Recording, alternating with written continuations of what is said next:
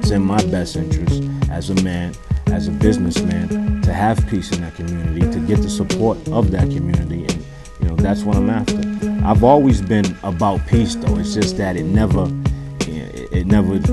makes it to the forefront. 10 years ago, when the murders in Boston was at an all-time low, 2005 was an all-time high. The last time it was like that, I was part of the reason why that the murders were that low at the time, and it was because of music. We had a group called Wise Guys. I was in a group called Made Men, and we took all of the so-called players, the tough guys from the streets of Boston, from every project. We did something that the Boston police couldn't do. We went in there and we took these kids who were fighting with each other, shooting at each other, and we brought them together in the studio.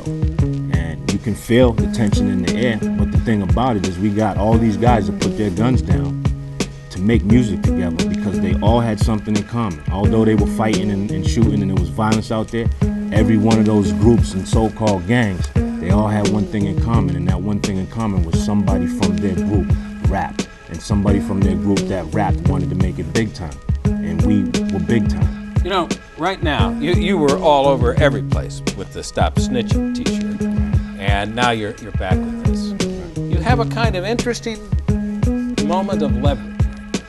You've kind of gotten a high profile. You've gotten some very positive reaction because of this.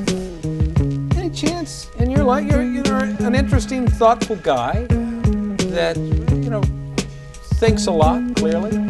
Any chance that this could sort of snowball for you into a role where you really help become more of a powerful change agent in your community? That's what I'm trying to utilize as me being in the spotlight for many, many years. And a lot of kids look up to me on the street. I'm trying to utilize that now to do something a lot more positive. I never really took the role model thing I never embraced it as much as I'm embracing it now, because I really see a lot of kids looking up to me, and it's not in my best interest to do something that wouldn't be positive with them. What happened with the rap group?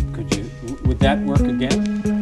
Not just those guys, but that concept. I think the concept would work again if I could get some support, more support to make that happen. I think that's hip hop is a racial bridge. It brings all kinds of races, not just black and white. It brings all kinds of races together, and fortunately, music is a way to calm a lot of things down, and we proved that. It's not like, hypothetically speaking, you go back and check, and you'll see that year, all-time low in murders, because those guys were not into that. I make a deal. We said last time if you made that change, we'd be happy to have you back and promote your teacher.